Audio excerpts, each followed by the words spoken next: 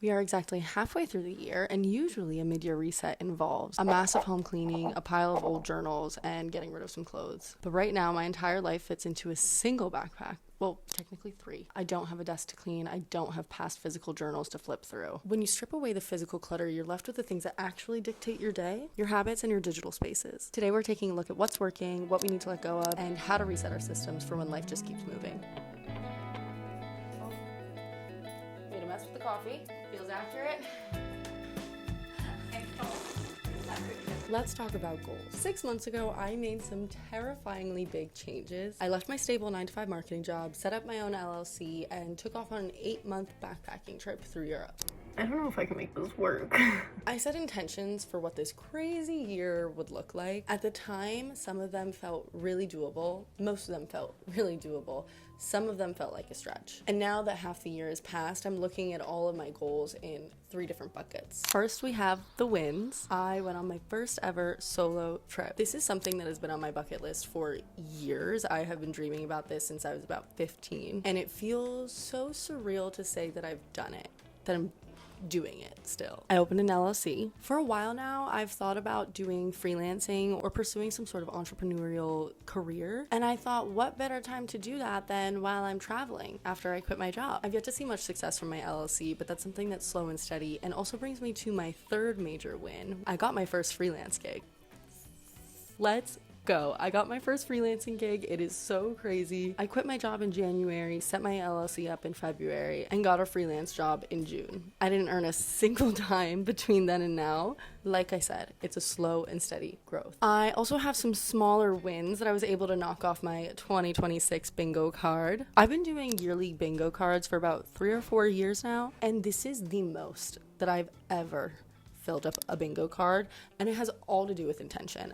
I feel like I just used to throw things on that I wanted to do, like your grand bucket list for your life, but that's not what a yearly bingo card should look like. That's not what yearly bucket lists should look like, because if it's not aligned with your intentions for the year, you're not going to complete it. Subscribe so you can know if I actually fill up this bingo card, by the way. It's so easy to gloss over the wins and immediately look at all the things that we have not accomplished this year, but we have to pause and celebrate. Like, we just have to. We have to slow down a little bit, because otherwise these goals lose a bit of meaning and excitement, and they just become something that we continuously knock off a list. Like you set a goal for yourself, you would work towards it, you achieved it. That's a really amazing thing. You should pat yourself on the back. Okay, next bucket, we have the construction zone. These are the goals that are actively in progress. We've planted the seed, but we've yet to see the fruits of our labor. For me, these are monetizing my YouTube, growing my Etsy shop, and reading 15 books. These goals require consistency and patience. I work on them virtually every single day. There is simply no rushing a garden. And if you've never gardened before, you are gonna think that's cliche, but like, you cannot rush a garden. You actually cannot rush it. You just have to be very patient. If you're an impatient person, I suggest you start gardening, because it is such like a delayed dopamine that we're not used to, I think, nowadays. Highly recommend. Finally, we have the third bucket, my maybe far-fetched goals. The ones that, now that half the year is gone, feel completely and utterly unrealistic. For me, these are my financial goals. It's hard to meet those goals when I've been trying to grow my freelancing, and I haven't had an income since February of this year, and 5,000 YouTube subscribers.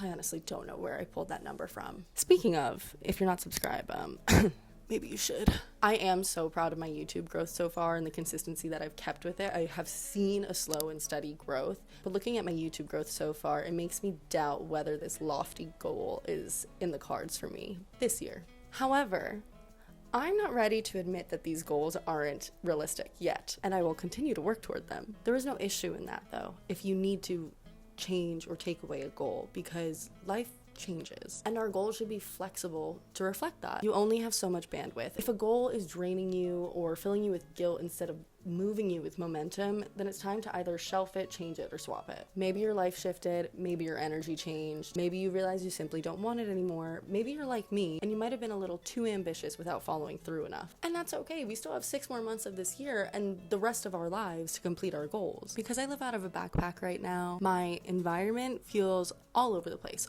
all of the time. But that doesn't mean that I can't reset for the second half of this year to make it even better than the first half. After reflecting on the past 6 months of this year, it's time to put some of those lessons to work so we can visualize how the next 6 months are gonna look. Which goals are we prioritizing? Where do we start? How can we get there and use our time intentionally? I have a whole Notion life admin template that I use on the regular, and it includes goal setting and journal prompts to help you reflect on this and plan for the future. I'm gonna link it in the description, but these are all the journal prompts that I use if you just want to jot these down. For the next 6 months, I'm going to be prioritizing growing on YouTube, truly enjoying my travels, and fine-tuning my freelancing business to hopefully improve my finances by the end of this year. Please by Christmas. I got gifts to get. Okay, next it's time to tidy up our digital spaces. Let's be real, we all spend way too much time on a screen, and personally, if my phone or my desktop are a mess, my brain is going to be a mess, especially when I'm working. It makes it harder to create content, it makes it harder to focus on work, it makes it harder to enjoy the pleasures and free time that I have if I have this all in the back of my mind. These are the 3 things that I do to audit and organize my digital space on like a quarterly, monthly basis. I'm not going to say that it's really quick,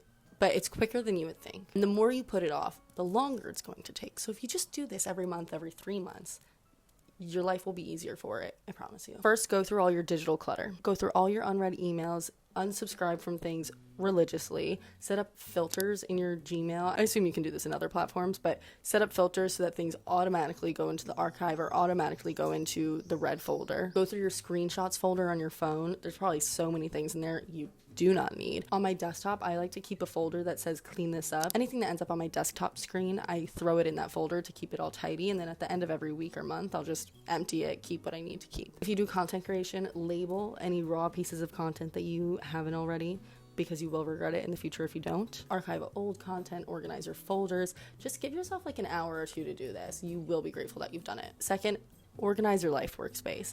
If it's a journal, if it's your desk, if it's your Notion, that's what I like to use. Just like give it a little audit, see what you need to get rid of, see what you don't actually use. If you use Notion like I do, like take a look at your dashboards. Are they too complex? Do you not actually use them? Why don't you use them? It might be because they're too complex, or they just have things in there that you thought you might need. Like not everybody actually uses a habit tracker, and that's okay. You don't have to use a habit tracker. Simplify your life, simplify your system to only what you need. My homepage quickly shows what my yearly goals are, what my quarterly goals are, my actionable tasks for the month and the week, my content for the month, and a running list of reminders that's kind of hidden, so I only need to access it when I need to. Again, this template is linked in the description. Okay, third and final is a budget reset. Y'all, I have not looked at my budget in over a month. That is terrible.